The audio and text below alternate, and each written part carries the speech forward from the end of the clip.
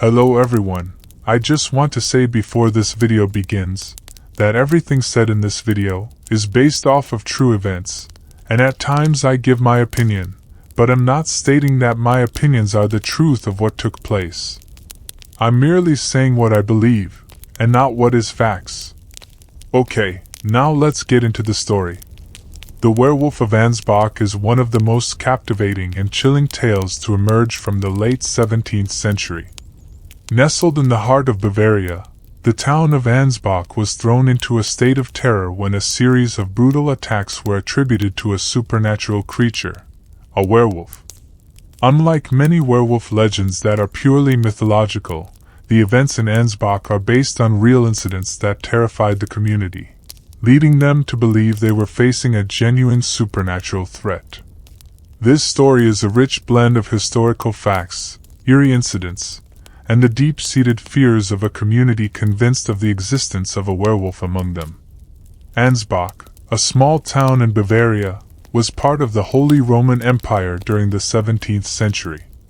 This period was marked by social unrest, political turmoil, and a deep belief in the supernatural. Europe was recovering from the devastation of the 30 Years' War, and communities were often isolated, with limited access to scientific explanations for natural phenomena. This environment was ripe for the development of legends and the spread of fear, but they could have also been true. Michael Licht was the mayor of Ansbach, a man who was both disliked and feared by many of the townspeople. His tenure was marked by controversy, allegations of corruption, and a general air of malevolence. Licht's authoritarian rule and oppressive policies made him a deeply unpopular figure. When he died in 1685, many in Ansbach were relieved, believing that his death would bring an end to their troubles. However, soon after Licht's death, a series of violent wolf attacks began to plague the region. And these were no ordinary wolf attacks. They were unusually brutal and frequent. Livestock were found savagely mutilated, and the wolf displayed an unnerving boldness, often venturing close to human dwellings. The sheer ferocity of the attacks led to widespread panic. The people of Ansbach, already superstitious, began to talk that the wolf was more than a mere animal. As the attacks continued unabated, the townspeople's fear turned into a conviction that they were dealing with a supernatural entity. Rumors spread that the wolf was the reincarnation of their despised mayor, Michael Licht. The belief took hold that Licht had returned from the grave in the form of a werewolf, driven by a malevolent desire to torment the town that had spurned him in life. This was not just idle superstition, but a deeply held belief that influenced the actions of the community. The idea of Licht's transformation into a werewolf was reinforced by the terror and trauma experienced by the townspeople. Werewolf legends were not uncommon in Europe, and they often involved individuals who were believed to have made pacts with dark forces or who were cursed. In the collective beliefs of the people of Ansbach, the attacks were seen as Licht's vengeance from beyond the grave. The relentless wolf attacks and the growing hysteria led the townspeople to take decisive action. They organized hunting parties to track down and kill the wolf. These hunts were dangerous and required bravery, as the wolf was cunning and elusive. Armed with whatever weapons they could muster, the hunters scoured the forests and fields around Ansbach, driven by a mix of fear, desperation, and determination to protect their community. In December 1685, after weeks of tireless efforts, the hunters finally managed to trap and kill the wolf. The capture was a moment of immense relief for the town.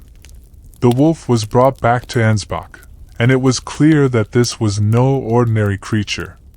The townspeople were convinced that they had killed the werewolf, the supernatural incarnation of their former mayor, Michael Licht. The sheer size of the creature, its unnaturally large fangs and claws, and the almost human-like intelligence it displayed during the hunt led many to believe that they had indeed faced a true werewolf. To solidify their belief and to send a clear message, the townspeople decided to make a dramatic statement. They dressed the dead wolf in a wig and clothing resembling that of the deceased mayor. This act was highly symbolic, reinforcing the conviction that they had conquered a supernatural threat. By dressing the wolf in human attire, they were not just mocking their former mayor but also asserting their victory over the dark forces they believed were at play. The dressed wolf's body was then hung from a gibbet in a public place. This public display served multiple purposes. It was a warning to any other potential supernatural threats, a demonstration of the townspeople's triumph over their fears, and a means to solidify the legend to the public. The macabre display ensured that the story of the werewolf would be remembered and retold for generations. The death of the wolf brought an end to the immediate terror, but the impact of the events lingered. The people of Ansbach had been through a traumatic experience, and the legend of the werewolf became a part of the town's history. It was a story that parents would tell their children, a cautionary tale of the dangers lurking in the dark and the thin line between the natural and supernatural. The Werewolf of Ansbach story is deeply rooted in the historical context of the time. The late 17th century was a period of significant upheaval and fear.